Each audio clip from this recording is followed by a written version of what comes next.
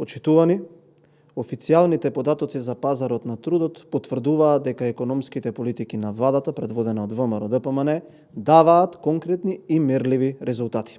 Во првото тримесечје од 2026 година во Македонија има 707.385 вработени лица, наспроти 691.736 вработени во второто тримесечје од 2024 година.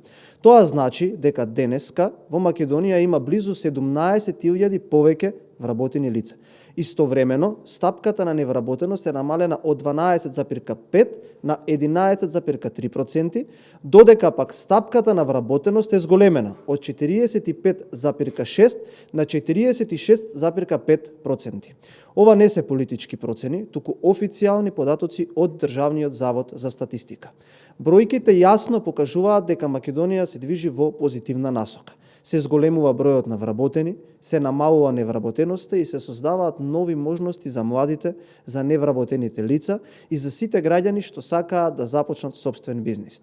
Овие резултати не се случајни. Тие се поддржани со активни политики на пазарот на трудот, со конкретна поддршка на домашните компании, со привлекување на нови инвестиции и со мерки насочени кон отварање одржливи работни места.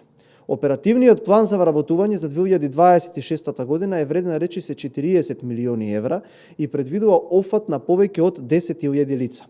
Од вкупниот износ, повеќе од 32 милиони евра се директно наменети за мерки за создавање нови работни места. Посебен акцент е ставен на младите. Со оперативниот план е предвидено вклучување на речиси 6.000 лица до 29 години. За околу 3.500 млади лица до 23 години, вработени во производствените капацитети, е предвиден младински додаток во износ од 3.000 денари. Преку обуки, практиканства, преквалификации и мерки за стекнување на нови вештини, младите ќе добијат поголеми можности за полесно вклучување на пазарот на трудот и стекнување на квалификации кои што ги бара македонската економија. Преку мерката за самовработување и предприемништво се очекува отварање на повеќе од 2000 работни места. Преку мерката за поддршка за креирање нови работни места треба да бидат опфатени уште повеќе од 1500 лица. Само преку овие две мерки се обезбедува директна поддршка за повеќе од 3500 нови вработувања. Позитивните резултати дадоа и мерките спроведени во 2025 година. Преку програмата за самовработување со грант беа поддржани повеќе од 2600 лица, од кои речиси 1500 беа млади до 29 години. Како резултат на оваа поддршка беа отворени од околу 2200 нови деловни субјекти. Тоа значи дека државата не обезбедува само привремена помош, туку создава услови граѓаните да основаат собствени бизниси, да создадат работно место за себе, а во иднина да вработуваат и други лица. Нашата цел не е само статистичко намалување на невработеноста.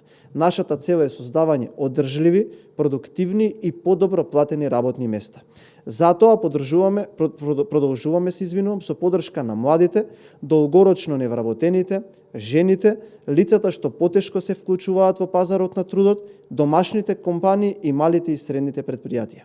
Продолжуваме со поддршка на предприемништвото, стекнување практични вештини и подобро поврзување на образованието со реалните потреби на компаниите.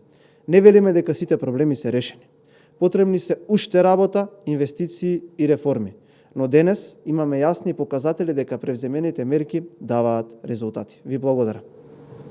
Пратеничката група на ВМРО-ДПМН ќе поднесе предлог измени на Законот за безбедност на сообраќајот на патиштата, со кој што, како што се вели, се предвидува и заострување на регулативата и казните за користење на електрични тротинети.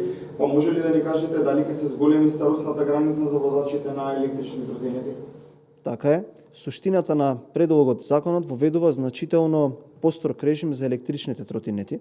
Прво преку повисока минимална возраст, која што ја предложивме да биде 18 години. Второ, пониска дозволена брзина на движење до 20 км на час. Трето, забрана за возење во двојка, значи повеќе од едно лице кое што ќе го управува.